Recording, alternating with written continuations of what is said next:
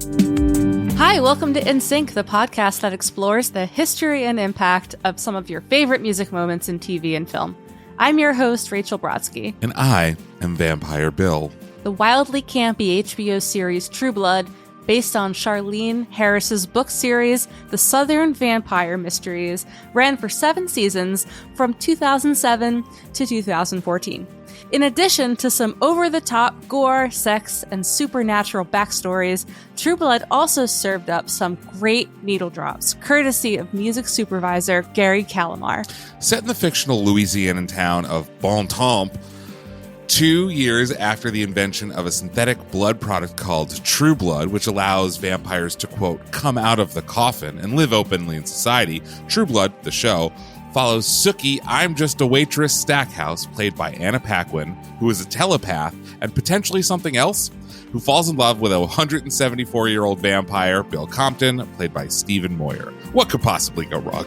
Here to talk about the music of True Blood is return guest Gary Calamar, who you might also know from his work on 6 Feet Under, House, Dexter, Entourage, Weeds, The Man in the High Castle, and most recently, Netflix's 3 Body Problem. What were some of Gary's favorite music moments from True Blood? And what was his philosophy on tackling such a uniquely wacky show, which happened to air amid a moment when vampires were all the rage in pop culture? All that and more on this episode of In Sync. Sookie!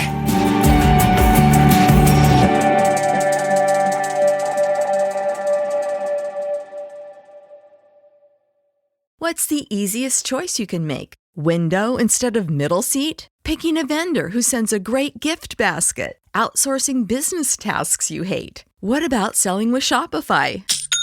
Whether you're selling a little or a lot, Shopify helps you do your thing, however you cha-ching. Shopify is the global commerce platform that helps you sell at every stage of your business. From the launch your online shop stage to the first real-life store stage, all the way to the did we just hit 1 million orders stage. Shopify's there to help you grow. Whether you're selling scented soap or offering outdoor outfits, Shopify helps you sell. Wherever and whatever you're selling, Shopify's got you covered. Sign up for a $1 per month trial period at shopify.com/try. Go to shopify.com/try now to grow your business, no matter what stage you're in. Shopify.com/try.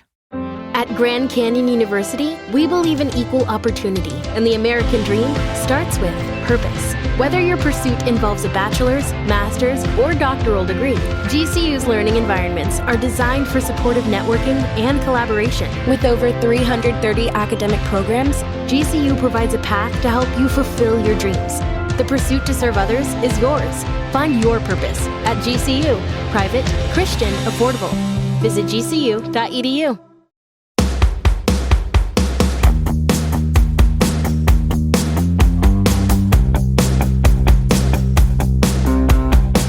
Gary, Hi, Gary. Thank you so much for coming back onto the show. You and your co-supervisor on 6 Feet Under, Thomas Golovich, were our inaugural guests. Yeah. And I, for one, am so pleased. We are both so pleased to have you back. Well, thank you very much for having me. I remember you being a big fan back in the day when we first met, Rachel, and I remember I think I sent you a little care package of some promo items back in the day. But yeah, good to keep connected and good to talk about myself and all these shows that you're talking about that I apparently did. Gary, I'm sure I've told you, but let me tell you again that care package, like just for listeners, after I interviewed Gary for a Spin magazine piece on Sia back in 2014, it was like one of the first big pieces I ever wrote. It had to be a write around because we didn't have Sia to talk to at the time. She was not talking to press. So we talked to everyone who had kind of like a major spot in her timeline to pop ascension. And so of course I was internally freaking out talking to Gary because of the Sia needle drop in 6 Feet Under, which is like, for anyone who knows me, is my favorite show of all time. I also love True Blood and a lot of other projects he's worked on, but I think I probably just freaked out like over the phone about how much I loved 6 Feet Under. And Gary was kind enough to send me this box. Like a few weeks later, this giant box arrived on my doorstep in Queens, and it was just filled with like True Blood and 6 Feet Under swag, like a vinyl, and I think there was even a 6 Feet Under book, and just everything else you could imagine. And I was like beside myself. It was just one of the kindest things. Making dreams come true. Yeah, it was like such a niche care package that I never forgot. I will never forget it. And so that's also a reason why Gary remains one of my favorite people, because that was just very meaningful to experience. And in reality, Gary, you've been working since the 90s, and we could do an entire season on just your incredible needle drops. We can talk about things like Slums of Beverly Hills and Varsity Blues, a movie that holds the distinction of that I watched it twice in one day once, and all the TV shows that Rachel mentioned, including the TV show Saved. You mentioned Weeds, but we also have Entourage, I Love You, Philip Morris, Men of a Certain Age. Like the list goes on and on. But today we're mainly with an asterisk going to talk about True Blood. And so a little bit of backstory on True Blood for some listeners who might not be familiar with it. Television producer Alan Ball had a big hit on his hands with 6 Feet Under, another show that the great Gary Calamar music supervised, and the 2005 finale of which was the subject of our very first episode on this show. That show, 6 Feet Under, was a mix of comedy and drama, but it always remained extremely human and grounded in its characters and its plot lines. At times, 6 Feet Under could feel a little heavy, which is one of the reasons that for Ball's next show, he went in a very different, pulpier, campier, more joyful direction with True Blood. It's based on the Southern vampire mystery series of novels and short stories written by Charlaine Harris, and it follows, as we mentioned, Sookie Stackhouse, a waitress and telepath in the fictional town of Bon Temps in northwest Louisiana, in an alternate universe where vampires exist, and they have the ability to come out of hiding thanks to the invention of a synthetic blood for them to feed on, known as, what else but True Blood. It chronicles the vampires' struggles for equal rights and assimilation, while anti-vampire organizations begin to gain power, and Sookie's world is turned upside down when she falls in love with a 174-year-old vampire named Bill. Charlaine Harris was originally contracted to write 10 books, but the series eventually spanned 13 novels and 18 short stories that continued even after the show left our TV screens. And as the legend goes, one day Alan Ball was early for a dentist appointment and was perusing a Barnes & Noble and came across the first installment in the Sookie Stackhouse series, which is a book called Dead Until Dark. None of them are actually called True Blood. He got hooked on the series and brought it to HBO as a bit of a lighter project than 6 Feet Under. It stars Anna Paquin as Sookie Stackhouse, Stephen Moyer as Vampire Bill, Carrie Preston, Deborah Ann Wolfe, and it was a big star-making turn for Alexander Skarsgård. True Blood ran for 7 seasons, 81 episodes, which is extremely substantial for subscription TV. Comparatively, The Sopranos had 86 episodes, which True Blood may have matched if it weren't for the 2007 writer's strike. Like 6 Feet Under before it, this Alan Ball Gary Calamar collab is filled with interesting needle drops, some a little more mainstream. That Smell by Leonard Skinnard, I Got a Right to Sing the Blues sung by Billie Holiday, and some very off the beaten path syncs like Soccer Practice by Johnny McGovern and Head by OTEP. So, turning it back over to Gary, you worked with, as we just discussed, you worked with Alan Ball over at 6 Feet Under. So what was the process in getting started on True Blood? Did you stay in touch with Alan? And because it's a 2 to 3 year break. Yeah, 6 Feet Under ended in 2005. And just a couple of years later, we get True Blood. So what did that in between time look, and what did Alan maybe say to you? Like how did you come back on to work with him? I'm trying to remember what happened in between that time. I think, obviously I worked 5 seasons on 6 Feet Under with Thomas Golubic, the aforementioned Thomas Golubic. The great Thomas Golubic. Absolutely. And Thomas and I had actually decided at the end of 6 Feet Under you know how partnerships sometimes, you know, kind of slip away. And, you know, we had worked hard and was stressful, and we had a great time, and we're still great friends, but we just decided, you know, he was getting some offers and I was getting some offers that maybe, you know, we'll just split up for a while and see how it goes. I believe it was around that time I started working on a couple of other HBO shows. Entourage, I believe, was around that time. And I absolutely did my best to stay in touch with Mr. Ball. I mean, you know, after 6 Feet Under, who knew what he could come up with next? And I was as surprised as anybody that he would come up with this vampire show. But when I heard about it, I just jumped right on it. And I said, Alan, you know, what can I do? I'd love to work with you on this project. We had a great time on 6 Feet Under. I mean, Alan is a dream producer and creator to work with. He's really smart. He's really creative. He's really respectful of his team. He loves to use a ton of music. I mean, in True Blood, I was going over the notes, and I think in the 7 seasons we used like 500 songs in that series, which is a lot of songs for a lowly music supervisor. But we met, and, you know, we hit it back off after, you know, not seeing each other for a while. And he said, yeah, let's do it. You know, you're on. And I said, really? I'm on? That's fantastic. Thank you so much. And my first job on the show was to find the theme song for the show, which turned out to be Bad Things by Jace Everett. When you came in, the air went out, and every shadow filled up with doubt. I don't know who you think you are, but before the night is through, I want to do bad things with you. Alan Ball told me the story that he would write, you know, sit at his desk and write for a few hours, and then he would take a little iTunes break and listen to some music, you know, just to take a break from all the writing. And at that time, iTunes was doing like a free song of the week type thing.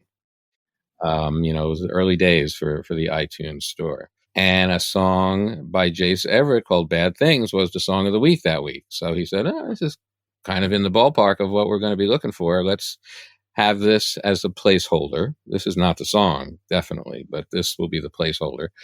And I'm going to have Gary try and find the real song, either create a new one, have someone create a new one, or find the actual song. And meanwhile, you know, we've been seeing like rough cuts with the theme song, with Jace's song in there. Jace had heard about the possibility of his song being in there. He contacted me, and he was, of course, you know, thrilled at the possibility of getting in there. Whatever he could do, don't let the publisher, you know, overprice it and price me out of the game. And yeah, we had some, you know, fairly major artists try and write some songs for us. We tried to find some existing songs. And the more we listened to Bad Things, it just had that right combination of, you know, danger and, you know, sexiness and humor and wit. And, you know, everybody just realized, you know, why are we knocking ourselves out? We have the perfect song here.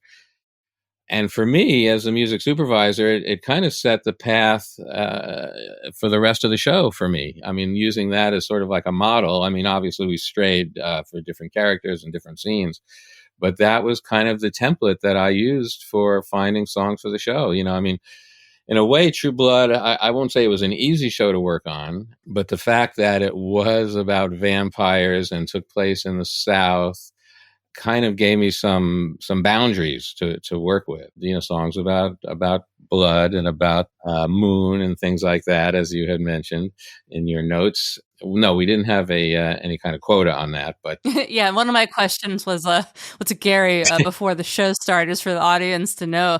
One of my questions was like, was there a quota, or were you given any kind of direction in terms of like how literal you could get, and how often with songs that directly mention things like blood, moons, supernatural stuff?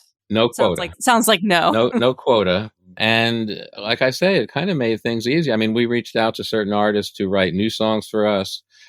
Beck wrote us a song, Bad Blood. You know, I mean, it was a theme that just, you know, True Blood, the theme of blood ran through the entire series. And like I said, just the regionality and the vibe of the show kind of helped me come up with ideas. And also the show was very popular, coming off 6 Feet Under, and it started off out of the gate as a very popular show. So people were sending me, all these, blood, vampire, fangs type songs. So I had a lot to choose from. And like I say, Alan was really open. Alan and the other writers were really open about what they wanted to use. And it's kind of like what he said. Actually, I remember what he said, because sometimes I would say, is this too on the nose, like you had mentioned earlier?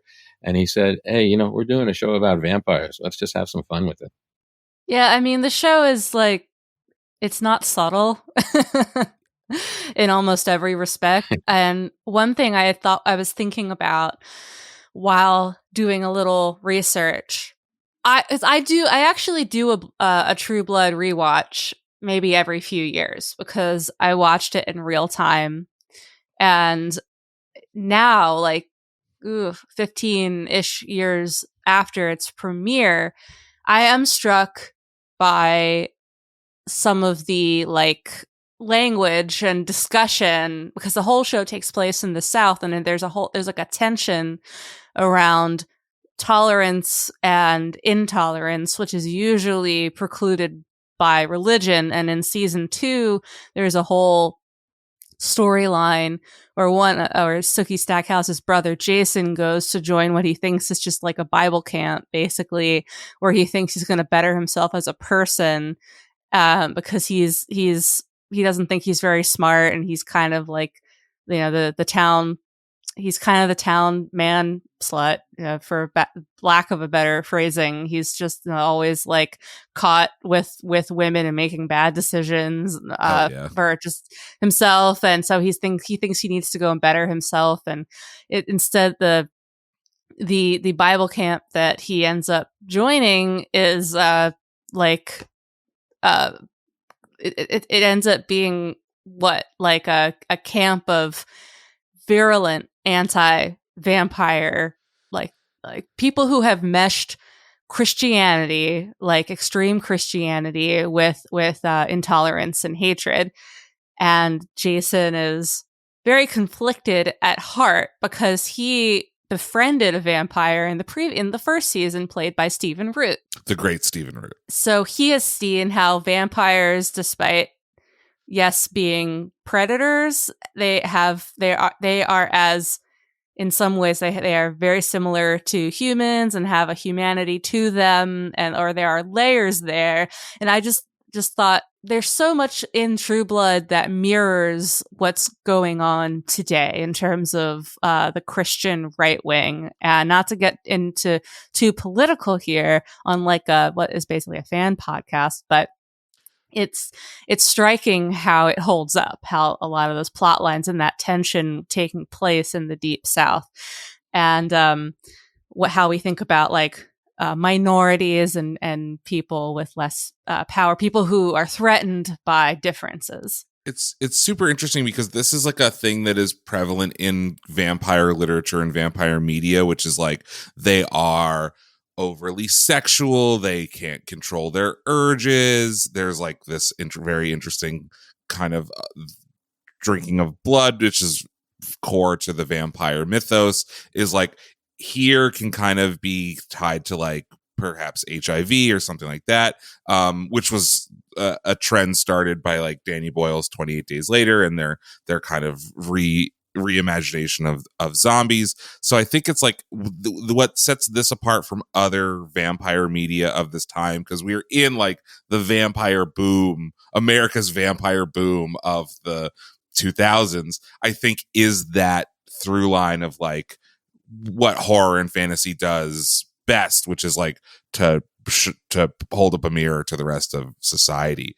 As for the music, was there ever any sort of directive or discussion about the larger themes? I know that you said like, Alan Ball said nothing is too on the nose because we're making a fantasy show about vampires, but was there any discussion about like how this is reflecting where our culture is and was at the time when you're choosing some of this music?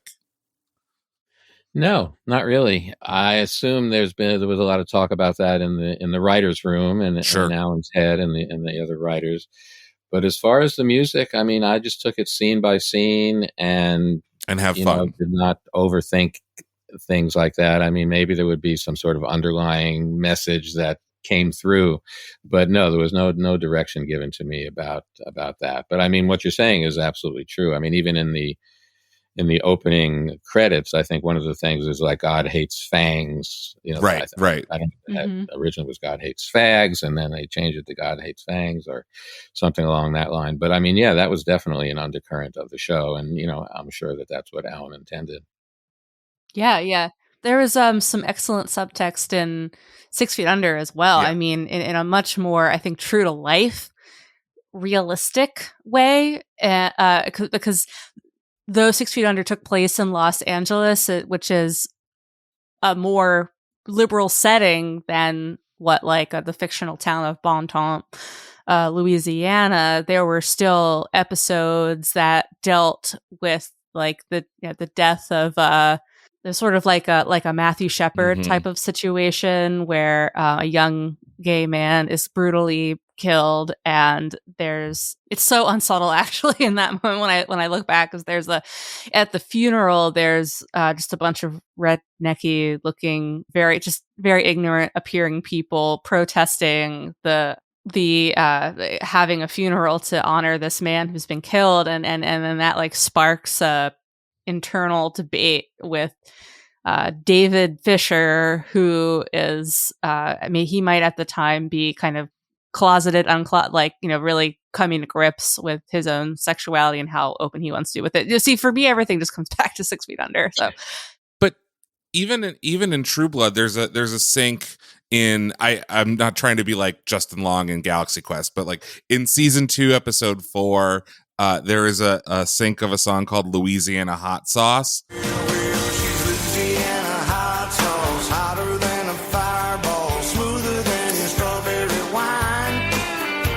She's looking good as I've seen, strolling in her tight jeans, driving me out of my mind. Where the Fellowship of the Sun's first lady, played by Anna Camp, gets to grill in an apron.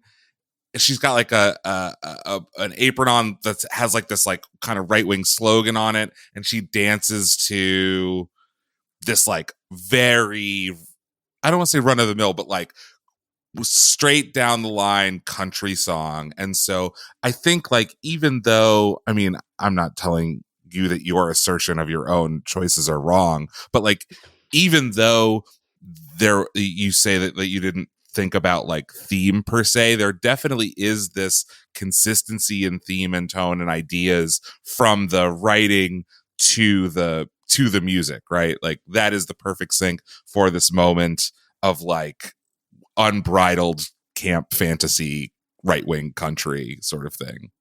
All right, I'll take it. I mean, I think that scene, by the way, with Louisiana Hot Sauce it was in Jason's mind, a lot of that. Right. I mean, the song was playing, but I mean, he was kind of dreaming about Anna's character and all that. But yeah, it's funny how that works. Sometimes you put a song in and you don't realize until later. It's like, oh, wow, it has that line that really, And again, I'm sure Alan, I don't want to speak for Alan, but I think, he had these 2 shows and he said, I'm going to, speak my mind. Maybe it'll be a little subtle or maybe it'll be subtext. But I mean, I have an opportunity Alan is gay. I have this great canvas to put these ideas out there, even though they might be mildly subtle, but not subtle to people who are really paying attention, like y'all. I think I said this in our very first episode, but I'll say it again. I've never met Alan, but I knew that I liked him when he,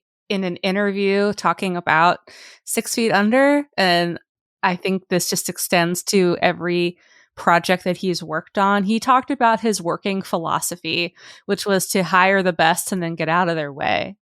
And that really stuck with me. And that's such a secure, for anyone who has worked under someone who tends to micromanage,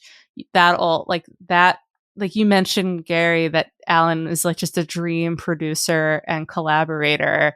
And I do get that sense that Alan is like what you would really hope for as any creator in the film industry, no matter where you fall, because of that type of philosophy: hire the best and get out of their way. Yeah, no, well, that's quite a compliment. If he was including me in that list, I assume he was. But yeah, I mean, we had a great crew on both of those shows. And yeah, I've seen Alan, practice that philosophy all the time. I mean, he obviously is steering the ship and he's got his ideas, and I'm sure he's vetoed some things as well along the way. Certainly has vetoed some songs that I have pitched. But yeah, no, I think that's his philosophy, and he's lucky that he was able to get some great people to work with him. I did want to call out, like, as long as we're still semi on the subject of just the way that Christianity worked into True Blood. Now, I know that you mentioned you were a little fuzzy on the details, but I've always wondered about the backstory, if any, behind sourcing just the creation of the scene in season 2 at that Bible Jesus Fellowship of the Sun camp, where Amanda Jane, I don't think that's her real name, but a pop singer is... and the God Rockets. Amanda Jane and the God Rockets. Perfect. So this is before the Fellowship of the Sun has really revealed its kind of sinister underpinnings. In the moment, it's just appearing like everyone's happy, everyone's playing touch football or capture the flag and having a good time. It's like we're all kids at summer camp, and now it's all after dinner and we're gathered at the auditorium. There's a stage and we're just rocking out to some fun pop music. And so Amanda Jane and the God Rockets are singing this song called Jesus Asked Me Out Today. Oh, no, 'cause Jesus, he loves me, so now I love you too, and I'm saving myself for you. I'm saving Jesus, he loves me, so now I love me too, and I'm saving myself for you. I told you, Daddy, I'd be okay. Somebody asked me out today, said he'd have me home by 90 gray. I'm still your little girl with braids. It's just the level of cringe that this scene brings, and you see Sarah and her husband Steve Newlin, who's kind of the pastor leader. They're like whispering to each other and giving each other fist bumps, the dancing, like the bad dancing of everyone with their hands, the double hands up to God. What, if any, memory do you have about how this came together? And it's okay if it was like too long ago and it's kind of just lost to the sands of time. But now that we're talking about it, what is Yeah, I rewatched that scene again. It has been a while, and my memory is a little bit foggy. It was an amazing scene. I believe, if I recall correctly, our composer Nathan Barr wrote that, I believe, with Alan doing the lyrics, and I'm not sure if anybody else was involved in the creation. I remember that Britney Spears was just kind of getting very popular at that time, so I think they wanted to have the Christian Britney vibe to play at that event. But I can't say I was involved in the writing or the recording of it. It happened in the writers' room. Just another, brilliant move by Alan and the writers. You were, though, correct me if I'm wrong, you were involved in the writing of Iggy Pop and Bethany Cosentino's Let's Boot and Rally. You wrecked your car and you cracked your tooth. Come and sing us you a song where the weak get loud and the weak get strong. Boot and rally, boot and rally, boot and rally, boot and rally. Boot and rally, boot and rally, boot and rally, boot and rally. I was very involved in that. My one of my major claims to fame in my career. So each episode, as you probably know, each episode was named after a song that was in that episode. Mhm. So we had a new writer at the time, and she wrote an episode called Boot and Rally. And she did have a song in mind for it, but the song was completely inappropriate for the show. It didn't work. It was not right for the show. Inappropriate contextually or musically? Yeah, just musically. Yeah, contextually, and it just didn't make sense. Like if we were going to have it as an end credit, or it would just say, "Whoa, where did this song come from?" And we didn't want to name it that just because the writer had called it that, and we had a song. So the discussion with me and Alan, well, we could name the episode after a different song in the episode. I mean, there was a lot of songs in each episode. Or we can get someone to write a song called Boot and Rally.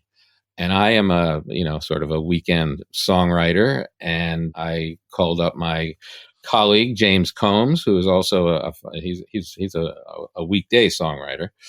Oh, I guess a bit of backstory is that Iggy Pop had reached out to us. Iggy Pop's people had reached out to me and said, Iggy's a fan of the show. If at any time, Iggy could do a song or write a song or be in that show, I just want to put the word out there that Iggy digs the show. So me and James Combs wrote this song, which eventually turned, the HBO people were concerned that the title Boot and Rally might be attributed to that other song that we weren't going to use. So the title changed to Let's Boot and Rally. And James and I and our producer, John Wood, did a demo of it to play for Alan. And he said, yeah, this sounds pretty good. And I said, Iggy had reached out to us. Maybe Iggy would record it. So we got back in touch with Iggy. We played him the track. He was touring. He was in Italy. And Iggy said, this sounds very cool. I would like to record this. I'll tell you what it costs for me to record this, but I would be very happy to record this for you. And that's how it turned out. We sent him, we found a studio for him in Italy. We sent him the backing track, and he came in and did the vocals. And again, he was very complimentary about the song, which I am very proud of. And then we thought it needed just a little bit extra. Best Coast was doing well at the time. Bethany, was around, and I was a fan. And we said, Bethany, would you like to come in and do some background vocals on this? And she ended up adding some nice parts of her own. And, she was also thrilled to work with Mr. Iggy Pop. Again, one of the highlights of my career. Like I said, I do write some songs occasionally. I'm not the most prolific songwriter or recording artist, but I'm good for a song a year or so. And to have one of my songs that I co-wrote to be recorded by Iggy Pop is a dream. So I want to dive a little deeper into this. We're both big fans of yours. It sounds like you are a big fan of Iggy Pop. You had to have been pinching yourself at some point. Like, were you did he lay down the vocals and just send them to you? Were you present? Like, how involved were you, like, in the production of that, the finished track? And, like, at what point were you like, am I dreaming? I still say that. But I was involved. Like I said, we did the demo, me and James and our producer, John Wood. So I was very involved in that part of the recording. I spoke to Iggy on the phone, gave him some notes, told him about that episode. And again, he was already a bit of a fan of the show. He was, way up for it. I was not in the studio, but we were talking to again, we tracked down a studio. I forget what city it was in Italy where Iggy was going to be. And we just introduced ourselves to this guy and said, hey, we have an opportunity to have Iggy Pop come into your little studio and sing this song. Yeah, didn't really have any notes for Iggy. After in the editing process, mixing and bringing Bethany in, we kind of fine tuned it to what it turned out to be. But yeah, Iggy just kind of did his thing. I mean, again, we gave him direction, we gave him the backing track, with our vocals in it. So, he had a nice guide to go with. And like I say, I think he really appreciated the song. And I think he's, a work for hire kind of guy. It's so fascinating because listening to the song, it sounds like an Iggy Pop, maybe even like a Raw Power era Iggy Pop song. So it's interesting that you took a swing at it and wrote it before you even thought of, or before you were sure that Iggy would record it, and it just like happened to work so perfectly with his sensibilities too. Yeah, we weren't sure, but we definitely had Iggy in mind when we recorded it. Yeah, so that is the fact. And when we recorded the backing track as well, we had a good idea that Iggy was in. If it turned out it fell apart, it fell apart. But that's what we were shooting for. And it's funny, the thing, what the term boot and rally means. Oh yeah, I feel really, I feel like an innocent right now, but I don't. It's not gross. It's a little gross. Shall I? No, Google it's when you're at a party and you get too drunk and you throw up, and then you go back to the party and drink more. You boot and then you rally. Oh, you boot. Oh, like throwing up. Yeah. Okay. I was thinking like these boots are made for walking. Let's put on our boots and rally. Well, that's what I hope people would think, because we tried. We actually it turned out through some crazy politics that James Combs and I actually own the song. We own the we wrote it and we own the recording of it, because it came together so last minute that HBO couldn't pay for it, didn't want to, the machinery was too big to pay Iggy for it. So we paid Iggy. We took, went to our bank accounts. We paid Iggy. Wow. And, okay. and we got reimbursed, but initially we paid him, and therefore we own the song. And some people, are a little leery of the song because of what that, of the boot and rally, what the definition is. And I always thought maybe it would be cool to go back into the studio and go reboot and rally. Reboot and rally. Iggy, we just need you to say once and we'll just paste it in every time. Well, my producer says, come on, you sound a little like Iggy. Just say and, we'll make it work. But we never got around to doing that. But the song has gotten used a couple of times, and we're waiting for a nice big use of this great song. It is a really, really good. So if we were zeroing in on one song, this is my favorite discovery from watching True Blood for the first time, which is I did for the show.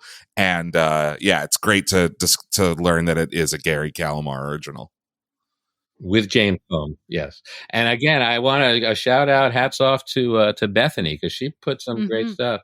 She did that background vocal. Denim is in demand at Plato's Closet in West Ashley and North Charleston. Get cash on the spot for everything denim. Bring in your trendy and classic styles of gently used name brand denim. Get paid for your denim shorts, skirts, jackets, jeans, and more. We're looking for denim that is blue, black, or a bold color, and jeans in styles like mom jeans, bootcut, baggy, flared, and ripped. We want everything denim. Sell your denim for cash at Plato's Closet today. Plato's Closet, located in West Ashley on Sam Rittenberg Boulevard and North Charleston on Rivers Avenue. Boot and rally. Anyway, she added some nice vocals to it on her own. I actually talked to her about this exact collab last year when she was putting out her debut solo album, and she just thought it was really funny because Let's Boot and Rally is until now, it was one of the only songs that she had on her individual profiles on Spotify and other DSPs, separate from Best Coast.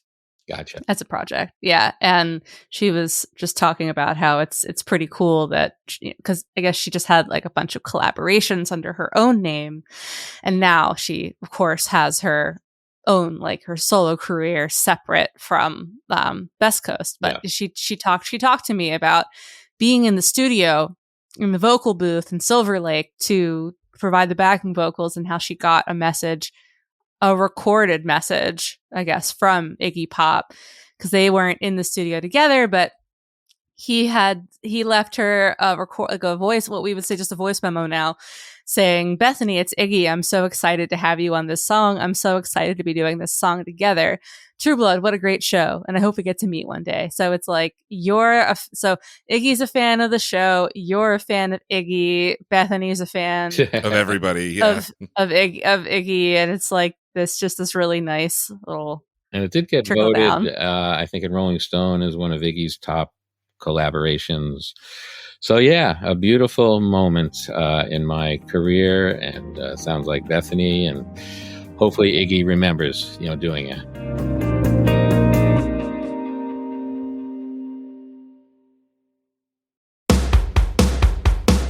I didn't want to let you go without also mentioning. So, see, you reminded me. I forgot about this entirely, and I don't think I even realized that it happened. But there's a snippet of Taylor Swift's "Haunted" that made it onto the show. And in your notes, Gary, you mentioned that the usage was initially declined by Taylor's publisher because it soundtracks a very sexy moment where Jason and recently turned vampire Jessica are getting it on in the back of a pickup truck. How very Southern.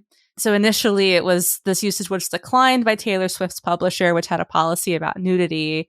But then you write that you got it to Taylor herself, who gave the approval and wanted it to be in True Blood. Could you talk a little bit about what you remember just about that happening? Yeah. I mean, Ryan, who played Jason, I think he first brought. I mean, Taylor was getting big, in the country music world. She's not the icon she is today, but she was, very, very popular, getting very, very popular around that time. And Jason Ryan had said, it'd be great if we use a Taylor Swift song at some point. So that just stuck with me. I also thought it would be cool, we're using all this sort of, indie rock, cutting edge type stuff to use, someone like Taylor Swift, who was, at the time a very mainstream sort of country artist. So, and Haunted, was one of her songs, which, worked well with our philosophy of songs and song titles. And it was a very quick scene.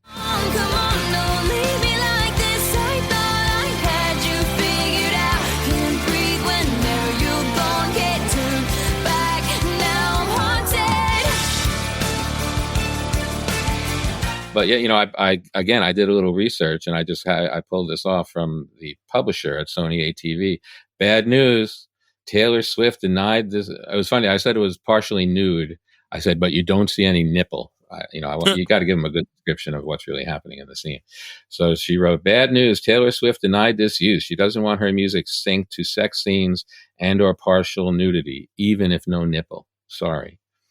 So it turned out this was not Taylor's decision. This was Taylor's people, saying that Taylor is not going to do a sexy scene like that. She's clean cut. We're bringing her career up in a certain way. And we really wanted to use it. Again, as short as it was, but Ryan wanted to use it. I wanted to use it. We thought it would be really cool to use a Taylor Swift song. So I don't remember specifically how we got to Taylor herself, but we got to Taylor herself, and she realized that this is like a really cool show and that she wanted to be a part of it. And I think, her career brilliance, kind of saw that maybe it was time for her to kind of reach out to a bigger audience and maybe be a little sexy and maybe be on a vampire show.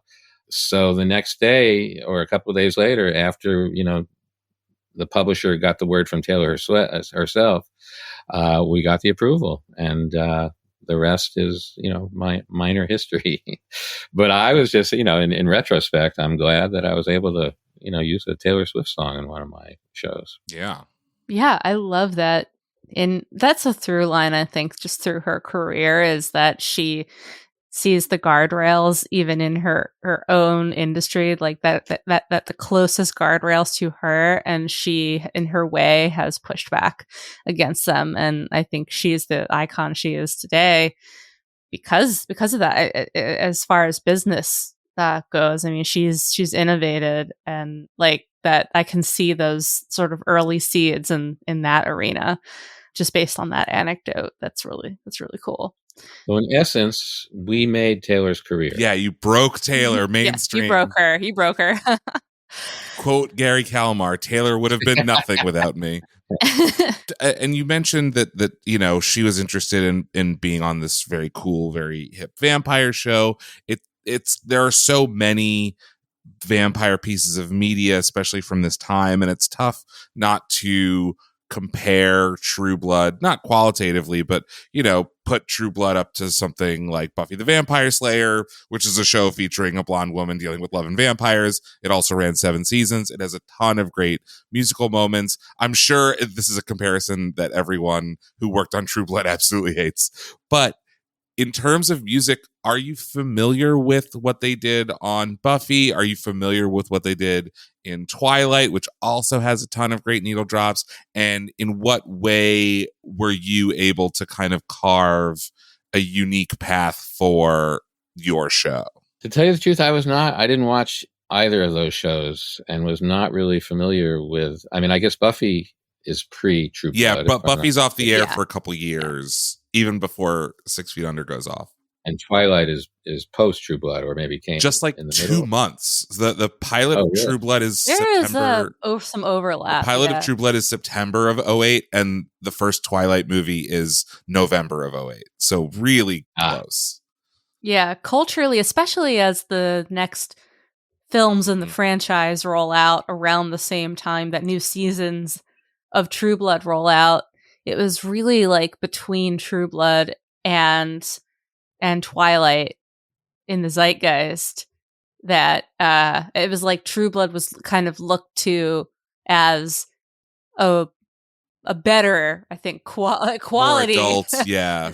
More adult, yeah, because if you're talking about vampires, you're going to be talking about some really gory, not safe for work, not like adult things and themes. And with Twilight, you had a more like make it like sparkle vampires and make it tame, like bloody, but let's keep it chaste. And frankly, the music feels that way too, where True Blood much more teen, very teen centric. True Blood has like a really eclectic mix, which I want to talk about in a little bit, and Twilight is like what is popular on the radio in like June of 2008 that's gonna make it into the cut of the film in November of 2008. Yeah, it was like, now that's what I call vampires. Exactly. Yeah, again, I didn't really watch those shows and wasn't really influenced by them, but I think what you're saying is absolutely true. It's more of like a teen show, and just looking for songs that were getting played on the radio at that time. And I think your description of that's what I call vampires is a great one. You can buy our Now That's What I Call Vampires shirt at our website. You're welcome, world. We got to wait for the return of vampires. I'm sure they'll be coming around again. Well, give it another few years, because the nostalgia cycle will Gen kick Zers in. are rediscovering Vampire Diaries, I've noticed. So it's coming back. They're coming. They are, aren't they? Yeah. There had been talk about a True Blood musical. Excuse me? Oh. There's talk, a very early talk. I know our composer, Nathan Barr, was kind of trying to get it off the ground. Here comes your big boot and rally check. There you go. So, yeah, I don't know if that's dead or dying or if it's realistic, but there has been talk about that.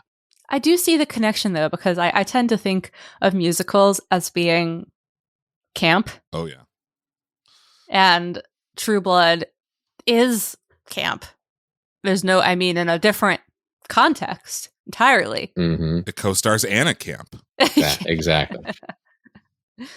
Before we move on to more general questions about your overall career, Gary, I'd love to give you the floor and just tell us some of any other moments, music moments across the series that stick out to you as being some favorites, whether they have a funny backstory or it's just ones that you thought were particularly successful.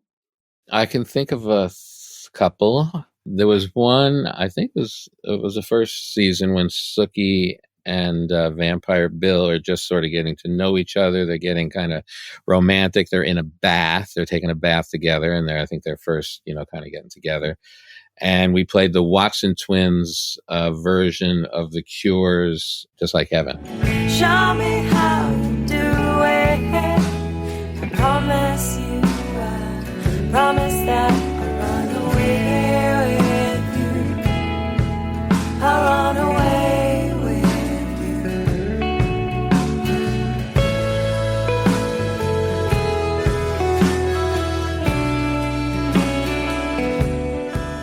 And for me, and I don't know that this came through to anybody else but me, maybe to you, but I like the fact that, it was a song originally by The Cure, which, I guess would fall under like the goth, goth pop type thing. And I saw that was kind of Vampire Bill's voice, the voice of the lyrics of The Cure. And the Watson twins being Sookie's voice, kind of the small town, southern town, Americana kind of thing. So for me, having that song, combine those two elements while Bill and Sookie are getting together in the bath, I just felt really happy that worked out. Because I don't know that particular explanation came through to anybody but me. But I like the fact that I was able to mix those two genres in that bathtub scene. Just to clarify, so that cover came out on the Watson Twins 2008 album Fire Songs. And if this was first season of True Blood, I'm wondering whether it was recorded for the show or whether it was something that you found and saw it as a perfect marriage of these two points of view like you're talking about. It was something I found. Oh, awesome. They didn't record it for us. But they're very happy that it worked out.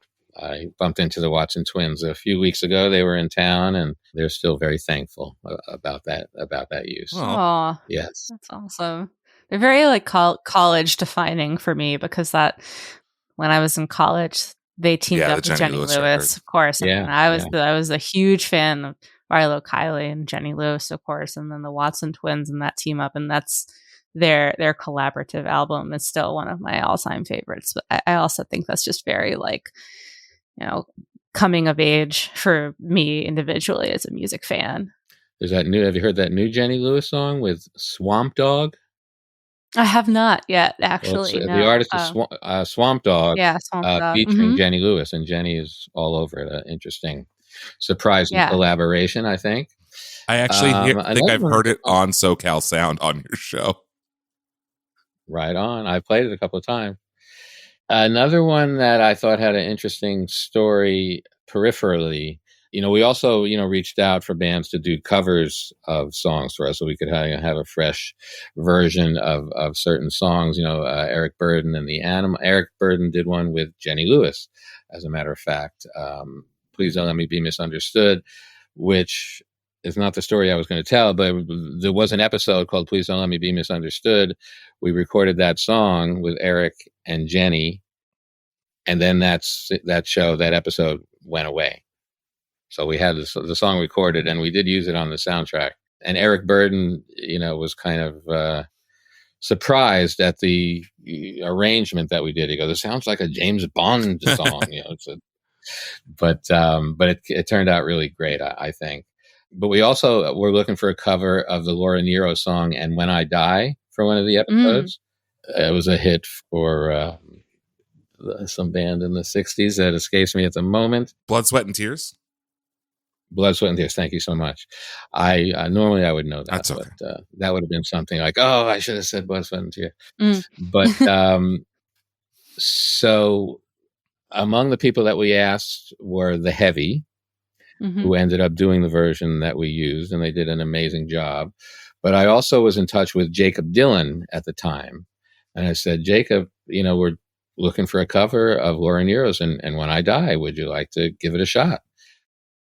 And he said, yeah. So he got together with Gary Louris from the Jayhawks. And instead of giving us "And When I Die," he gave us a completely different song that they wrote in the spirit of "And When I Die," called "Gonna Be a Darkness," which is a great song. If you want to listen to it, it's Gary Louris did a version, or the Jayhawks did a version, and there's a Jacob Dylan and Gary Louris version, which we also used on the soundtrack and used in a different spot. But I just thought that was interesting. Instead of them covering it, they just decided to go ahead and write a different song. And like I said, it turned out to be a great song. And The Heavy did an amazing job with the cover. They brought in like a gospel choir, and they were also very, very excited to be part of the show and to be asked to do this. Yeah, and I was a fan of theirs, playing them on the radio. So, yeah, working for Alan Ball, again, when we get to create new songs like that, I get to work with artists that I'm fans of, and sort of executive produce, and it's just a dream. I mean, something else we did like that on Weeds. I worked on the second and third season of Weeds. What a segue. Well, it's just about creating new songs, because it was decided that, well, the theme song, if you watch that show, was Little Boxes, originally by this artist Malvina Reynolds from the late 50s or early 60s.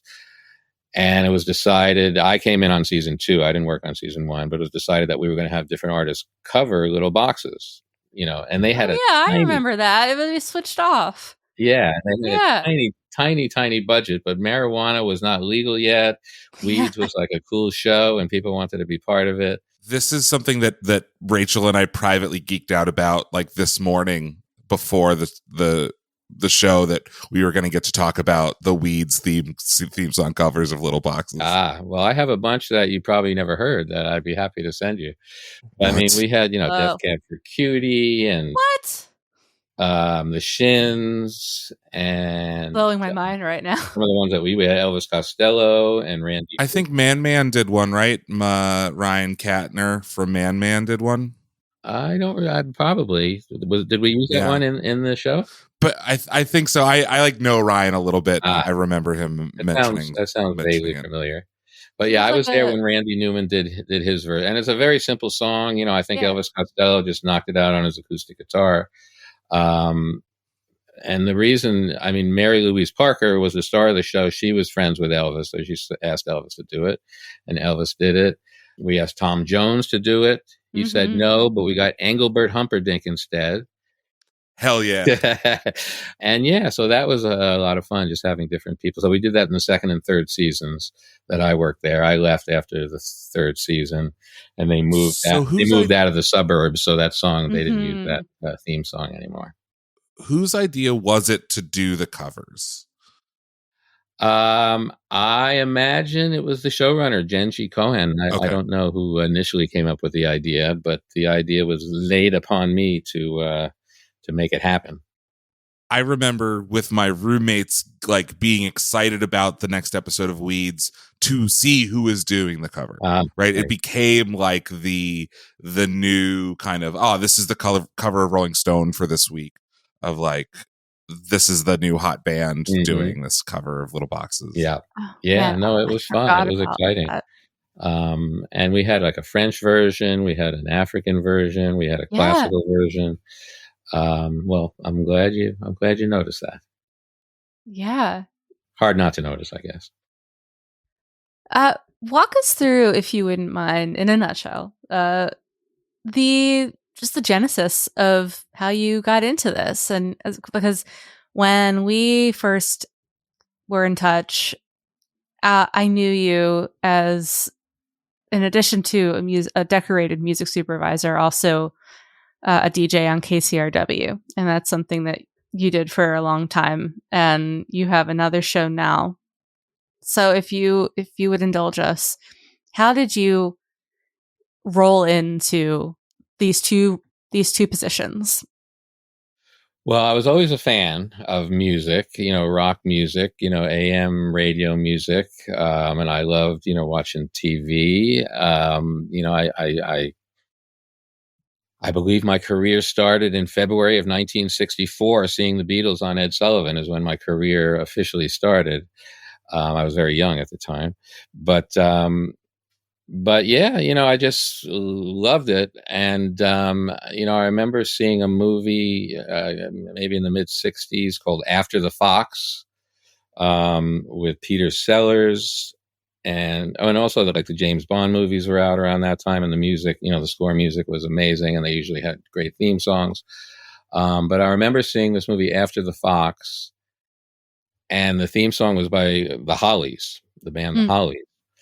And I recognized, the song because I was a big music fan, and I said, wow, that's the Hollies doing a theme song too. And then I realized that people put songs to movies and TV shows. The Beatles was one thing, and the James Bond thing was one thing, but this was something else. Anyway, when I started, long story short, jumping ahead, I was working at KCRW.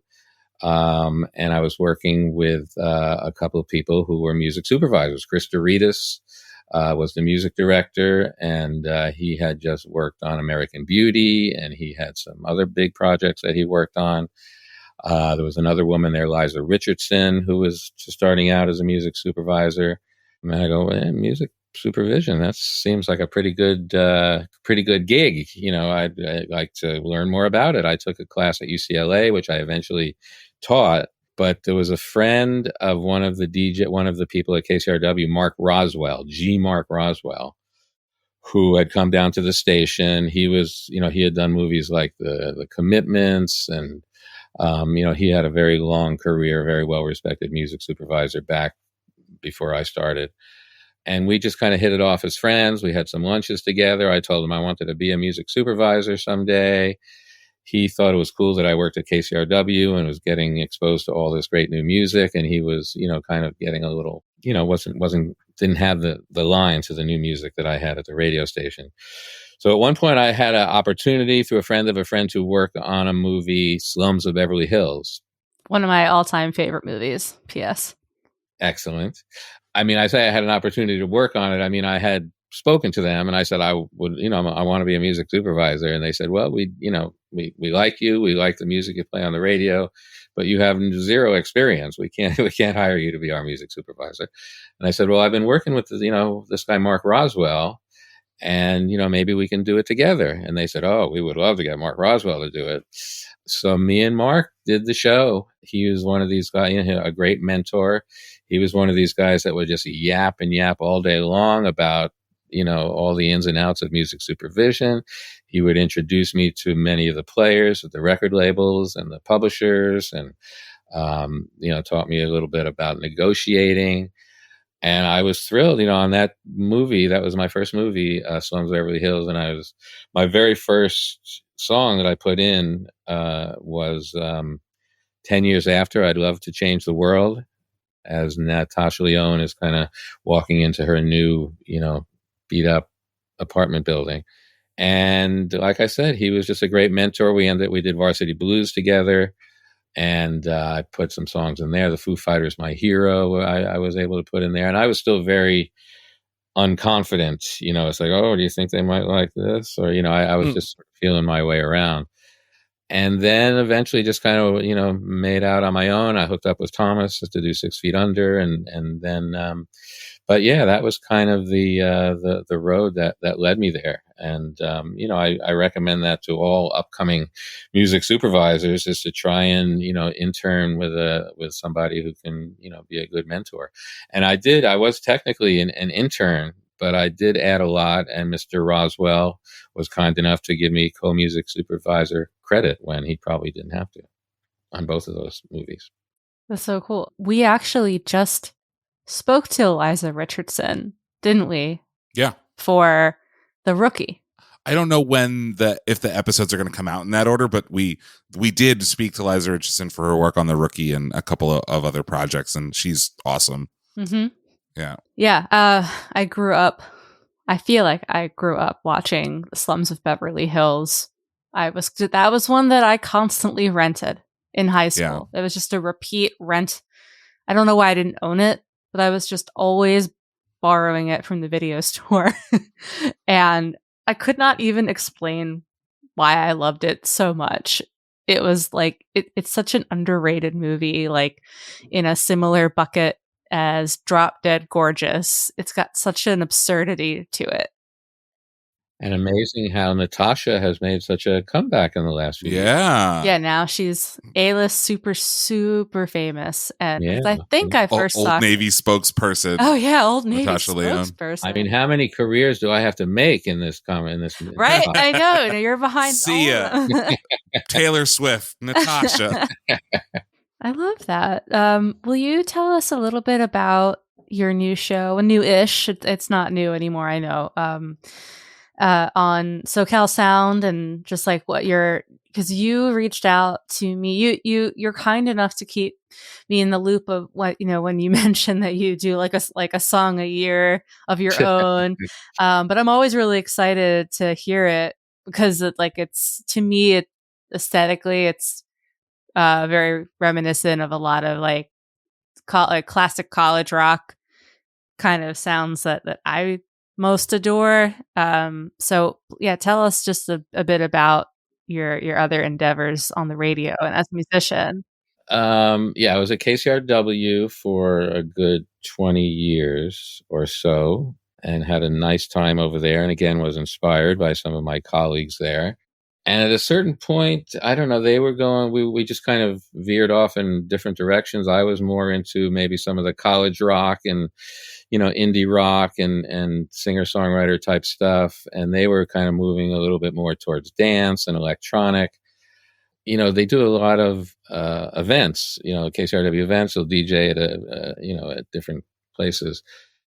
And I noticed I wasn't getting invited to DJ any of these events. And I said, hey, what's going on? I'd like to, help out and DJ some of these events. And they said, well, why don't you come in? We'll talk about it.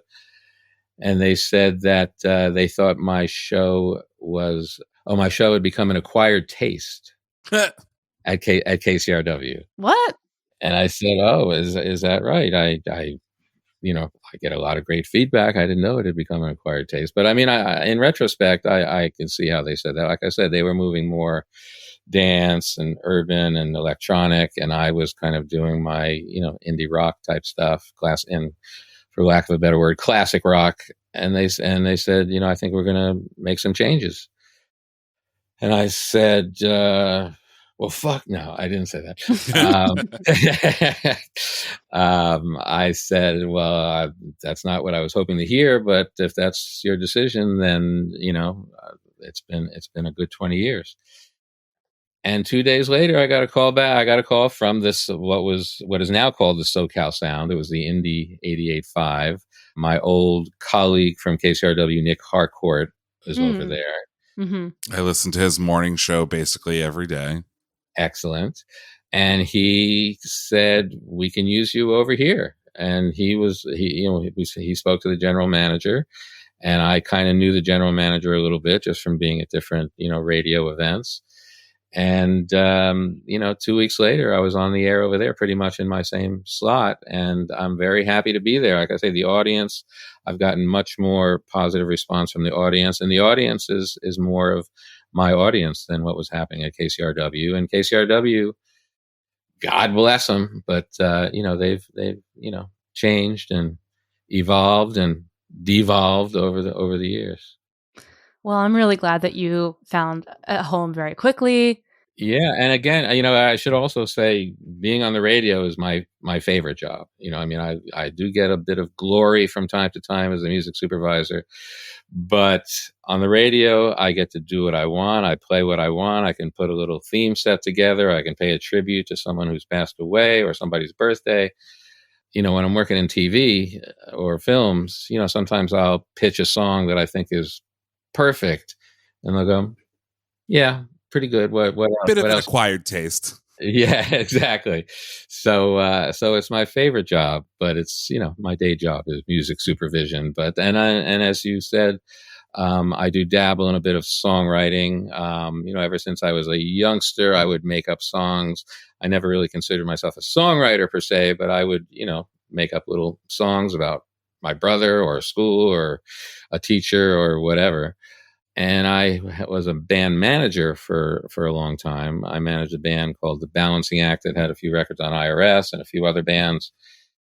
And at one point, The Balancing Act were playing at a party, and the birthday girl asked if the band would do Bruce Springsteen's Hungry Heart. And the Balancing Act were too cool to do a Bruce Springsteen song. Yeah. And I said, I'm not too cool to do it. How about I come up and sing it? You can figure out the chords. So I kind of came up and I sang Hungry Heart, and I said, this is kind of fun being up here. So I just started finishing some of the songs that I wrote and hooked up with some other fine musicians and fine producers. And, I have a small body of work that I'm very proud of. Speaking of some accolades, you said that you get some recognition and some accolades for your work in movies and TV. for your work on True Blood, you were nominated for 3 Grammys, one for each of the first 3 seasons for Best Compilation Soundtrack Album for Motion Picture or Television. You were also nominated twice for 6 Feet Under. And you kind of said like a music supervisor is largely invisible. 80% of what you do is like in the background. And typically, unless you're a super nerd like Rachel or myself, you don't think, oh, wow, someone like picked that song in such a perfect way. I have to imagine it's kind of a thankless job. So what was it like to be nominated for a Grammy 5 times? It's nice. You heard it here first. Yeah, I mean, it's always good to get, congratulated for the work you did. And again, for those shows, music was a huge part of those shows. So I'm glad that the shows got recognized. And it's, again, I was the music supervisor. Thomas and I got nominated for 6 Feet. But the whole, it's always a collaboration.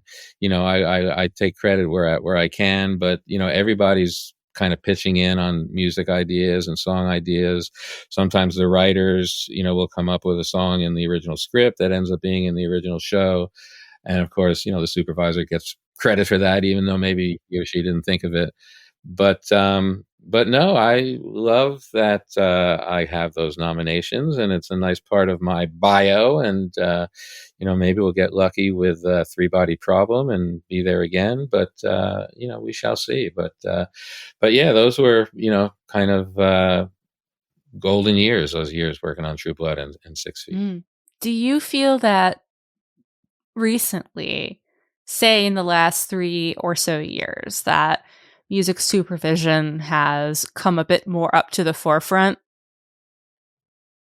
I would say probably even more than 2 or 3 years.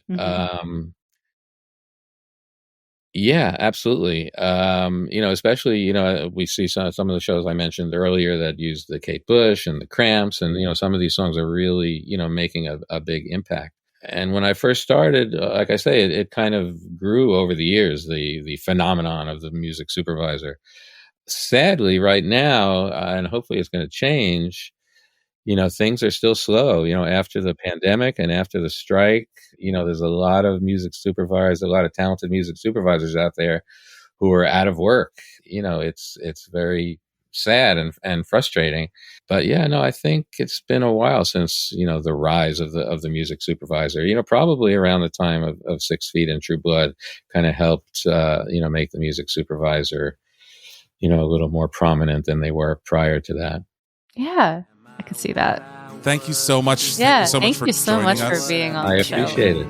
Let people know where they can hear your show and when. Yeah, my show airs live on Sunday evenings, 5 to 7 p.m. Pacific time. And then they have the reruns you can hear for the last month or so of shows at the website, thesocalsound.org. My show's called The Open Road, and encourage people to check it out. If they want to also go to my website, GaryCalamar.com, you can hear some of these aforementioned original songs that we talked about.